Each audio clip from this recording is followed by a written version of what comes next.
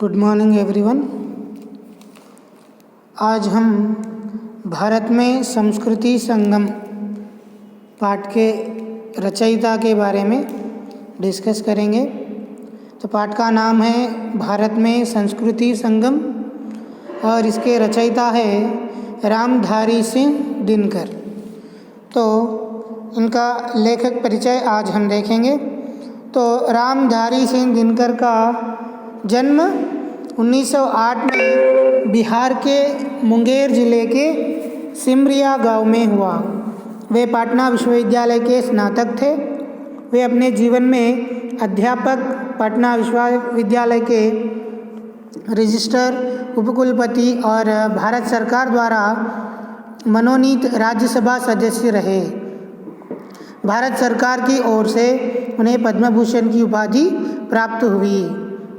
दिनकर हिंदी, बांग्ला, संस्कृत, उर्दू और अंग्रेजी भाषा के कुशल ज्ञात थे। वे छायावादोत्तर कवियों में अग्रगण्य माने जाते हैं। उनका काव्य मूलतः राष्ट्रीय भावधारा से अनुप्राणित रहा है। उनके विचारों तथा भावों में सूर्य का तेज तथा वाणी में ओज था। जो सामाजिक चेतना की दृष्टि से उनके काव्य का महत्वपूर्ण योगदान रहा है। दिनकर भारतीय संस्कृति के आराधक होने के कारण उनके अधिकांश निबंधों में भारतीय संस्कृति के महत्व को प्रतिपादित किया गया है। तो भारत में संस्कृति संगम के लेखक श्री रामधारी सिंह दिनकर के बारे में देखेंगे। तो रामधारी सिंह दिनकर जी का जन्म हमें 1908 में बिहार के मुंगेर गांव में हुआ था। कहाँ पे हुआ था? बिहार के मुंगेर गांव में, मुंगेर जिले के सिमरिया गांव में इनका जन्म हुआ था। मुंगेर जिले के सिमरिया गांव में इनका जन्म हुआ था। और ये पटना विश्वविद्यालय के स्नातक के रूप में, यानी पटना विश्वविद्यालय में वहाँ पे काम कर चुके थे। और वहाँ पटना विश्वविद्यालय के रजिस्ट्रार और उपकुलपति भी थे। रजिस्ट्रारी के रूप में भी काम करे और उनको भारत सरकार ने राज्यसभा के सदस्य के रूप में भी वहाँ पे स्थान दिया था। राज्यसभा के सदस्य भी थे। कौन? रामधारी सिंह दिनकर पटना विश्वविद्यालय के रजिस्ट्री थे और उपकुलपति के रूप में भी काम कर चुके हैं और भारत सरकार द्वारा वहाँ पे राज्यसभा के सदस्य के रूप में भी काम कर चुके हैं।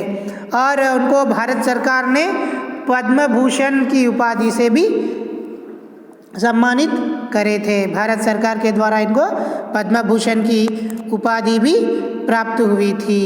और यहाँ पे दिनकर जी हिंदी, बांग्ला, संस्कृत और उर्दू, अंग्रेजी भाषा में बहुत ज्ञातक थे, यानी उनको बहुत ज्ञान था। हिंदी, बांग्ला, संस्कृत, उर्दू और अंग्रेजी भाषा ये सब इनको जानते थे, यानी इनको ये सब भाषाएं अच्छे तरह से आते थे।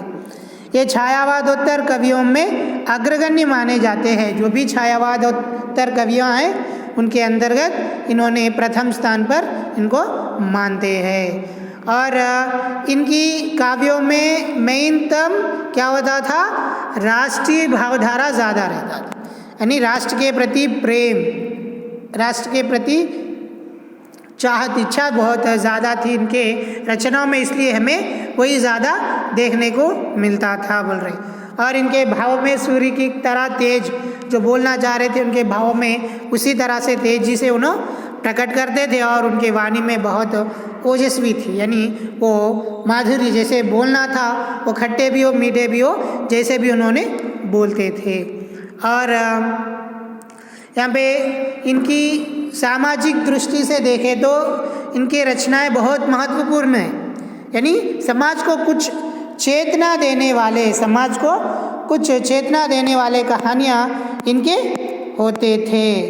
और भारतीय संस्कृति के आराधक थे इन्होंने, यानी अपनी भारतीय कल्चर के, जो अपना इंडियन कल्चर जो है उसको बहुत प्यार था उनसे, यानी बहुत चाहते थे, अपनी कल्चर को बहुत मानते थे, इसलिए इनकी अधिकतम रचनाएं पूरे कैसे थे, भारत के संस्कृति के बारे में इन्होंने अधिक रचनाएं किए हैं। और दिनकर जी के काव्य ग्रंथ हुंकार, रसवती, कुरुक्षेत्र, सामधेनी, रश्मिरथी, परशुराम की प्रतीक्षा, ये सब इनके आदि महत्वपूर्ण ग्रंथ है, काव्य ग्रंथ है। और इसके अंतर्गत आपको हुंकार, रसवंती, कुरुक्षेत्र, परशुराम की प्रतिज्ञा, ये सब इम्पोर्टेंट रचनाएं हैं। और इनको इनकी उर्वशी नामक महाकाव्य के लिए इनको ज्ञानपीठ पुरस्कार भी मिला था। उर्वशी एक महान काव्य है, उसके लिए इनको ज्ञानपीठ पुरस्कार भी मिला था।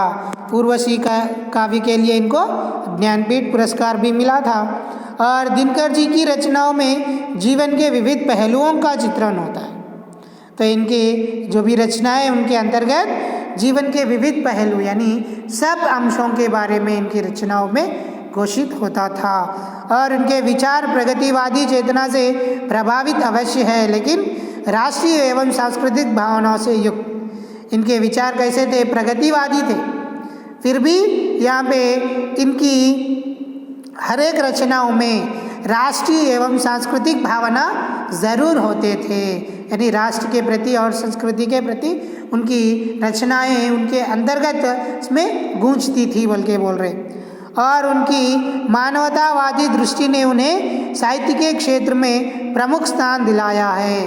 तो इनकी मानवतावादी दृष्टि यानी जो मानवता दृष्टि जो थी इनकी रचनाओं में जो झलकती थी उससे इनको एक प्रमुख स्थान पर इनकी रचनाएं रख दिया गया है बल्कि बोल रहे।